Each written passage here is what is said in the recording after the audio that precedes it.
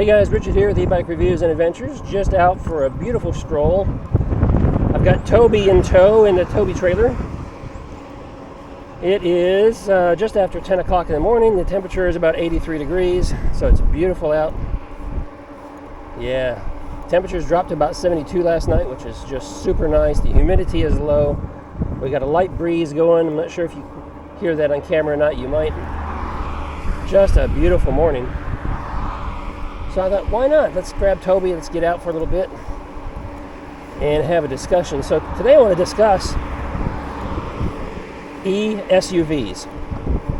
Now you've probably heard the term, or maybe you've heard the term. It's something that the e-bike industry is starting to talk about a little bit, and Magicycle, when they came out with the Deer model at the beginning of the year, I'm not even sure if at the beginning of the year if they labeled it as an e-SUV or not, but certainly when they came out with a 20-inch here just a couple of months ago, they labeled it as an SUV or an e-SUV. And I think that needs to be discussed because it's something that's new. Most people haven't even heard of it, don't know what it is, don't understand exactly what's going on there. So we all know what an SUV is, sport utility vehicle. And when those first came out, everybody was just, probably shouldn't say that, we'll cut that out. When they first came out, people just really liked the idea.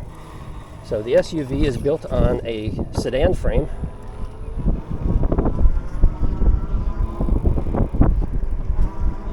They're built on a car chassis because a car chassis is more comfortable than a truck chassis is. So they had comfort in mind. They still gave it four-wheel drive, and then of course they give it the body style that allows you to do a lot of different things with it. You have sometimes a third row of seats, so you can haul lots of people. You can put all the seats down or take them out, and then you can haul quite a bit of cargo back there. So it's four-wheel drive and comfortable and utilitarian. So the idea was to make an e-bike that is utilitarian and call it an e-SUV. And I don't know who came out with the first one. I think Magicycle did, honestly. There are a couple other brands that are, we're labeling their bikes SUVs now, and there's different blog posts and news articles and stuff referring to e-SUVs, and there's not a clear definition out there about what it is. So as I did my research, here's what I came up with, basically.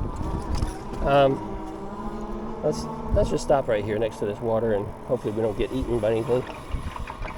So all my research indicates that the only difference between any other standard bike and an e-SUV is the comfort. Hey, where are you going, buddy? You just had to get out, huh? Stretch your legs? Is the comfort. And so they added a dual suspension back here on the Deer Mini and called it an e-SUV. They've even got a sticker up here calling it e-SUV. But there's no difference in the bike. I mean, there's no other features that make it stand out, right? And there are other bikes on the market that are already dual suspension, but they don't refer to those as an SUV. So it's something new. It's just new terminology, a new way to market a bike, make it sound hip and cool, is what I'm thinking. But here's where Magicycle missed the mark on it, okay? So if, in my mind, an e-SUV is going to be something that you can comfortably ride on and off road, which they did that. It's fat tires, extremely powerful motor, long range, okay? They've got all that. But then you need to be able to haul some cargo. And this is where they failed a little bit. They do have connection points on the front, so we could add a basket, or in this case, I added this rack, which I prefer. But then when you get back here to the back, if you remember seeing in previous videos, this rack right here doesn't have any connection points to add a basket, okay? The only way to add a basket, in fact, Magicycle doesn't even sell baskets, but the only way to add one is to just buy an aftermarket basket and then zip tie it to this thing. And so they created an SUV that's supposed to be utilitarian, but they missed the entire cargo carrying capacity, everything right here on the rear end. So in my mind, this is what should be. I think I think most cargo style e-bikes make a better SUV than what something like this does. And I'm not knocking Magicycle because they did a great job with this. I love this bike a whole lot. I just wished it had more capability, you know, as it was kind of marketed. But a cargo style e-bike has a slightly bigger rack.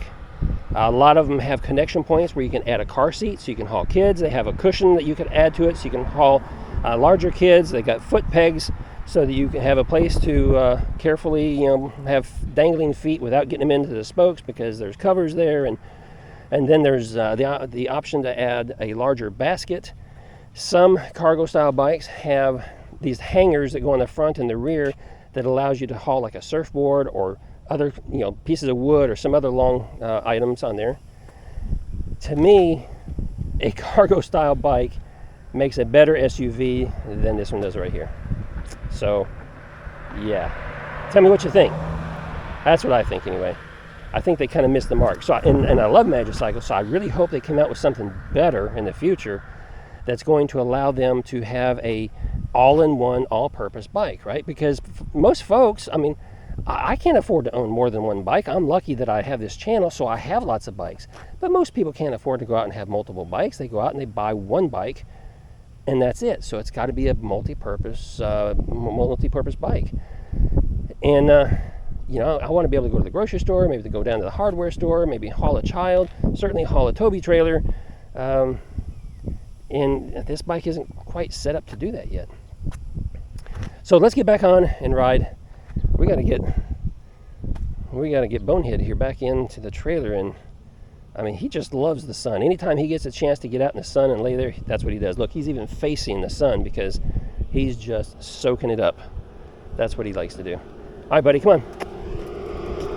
You got out. Come on, you got out. You get back in there yourself. That's not a door, that's a window. Yeah? Okay. I'll help you. Stay in there. I have to close that door and keep you locked up.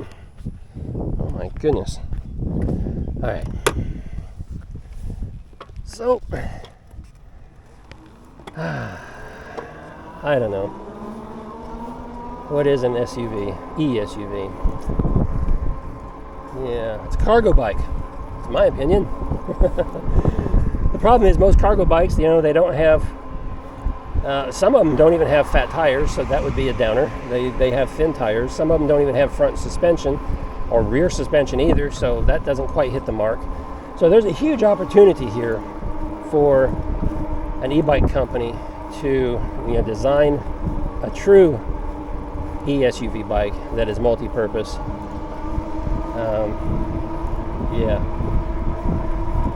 Yeah, I have ideas in my head. I could do it if I was a younger guy. Not interested in doing it. Don't get any ideas. Not having it. But I hope somebody will. All right, guys.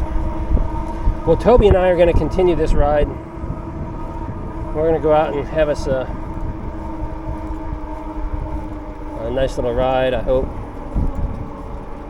The weather is nice. But that's going to be it for this video. So, give me a thumbs up if you like it. Comment down below with any questions you have. Let me know what you think about e-SUVs. Tell me what features you think they should have. If I missed anything that I didn't mention, drop it down below, because you never know what manufacturer might come along and watch this video and build us all a perfect bike, right? So that's going to be it. Until the next video, ride safe.